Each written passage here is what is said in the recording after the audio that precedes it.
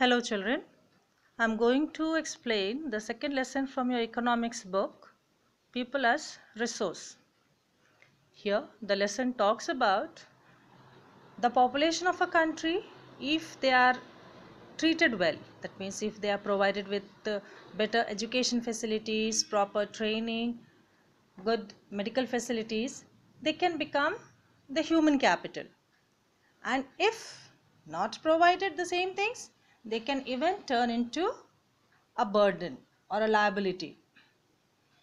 So population refers to the country's working people in terms of their existing productive skills and their abilities.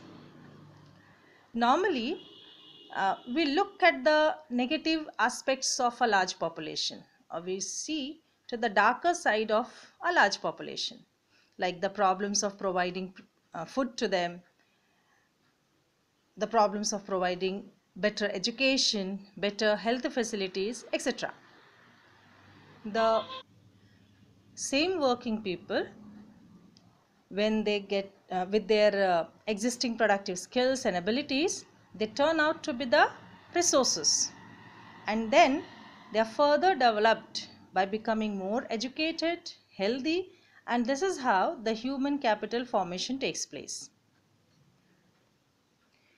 Investment in human capital gives a good return.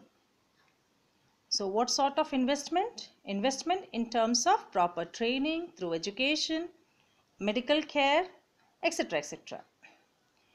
Higher productivity of more educated or better trained persons give a better GDP for the country also.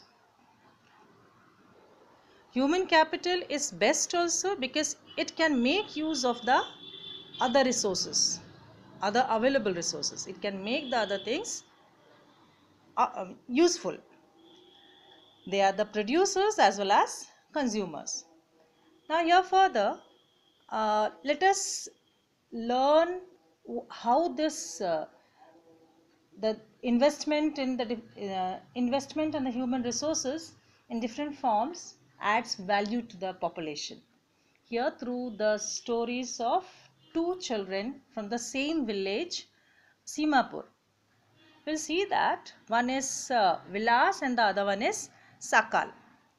So here Vilas, first one we'll see Sakal.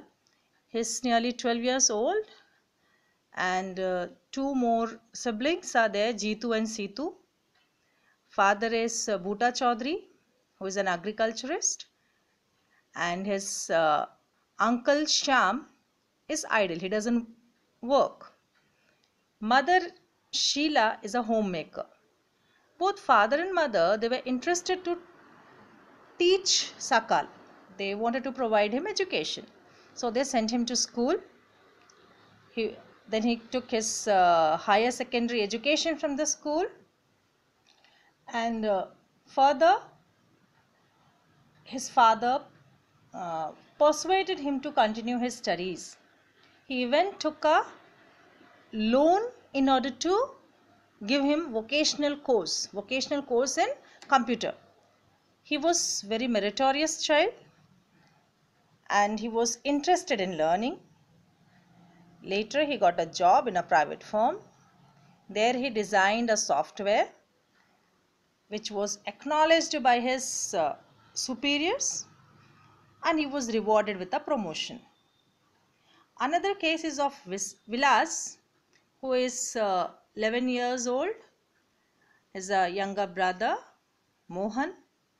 His father Mahesh, he expired when he was too young. His father was a fisherman.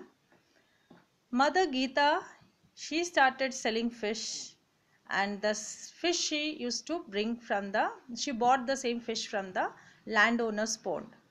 She used to earn very less, nearly 20 to 30 rupees per day. Vilas, he got the problem of arthritis. Arthritis is the disease of the bones. He was not provided with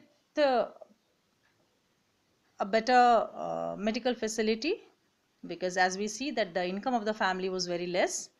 So he was not given any treatment.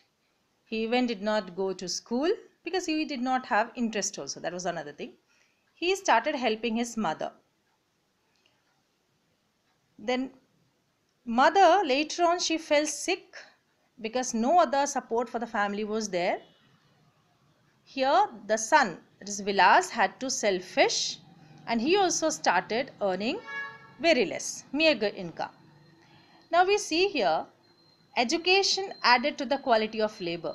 When we compare here both the conditions, we see that education here helped in boosting the economy.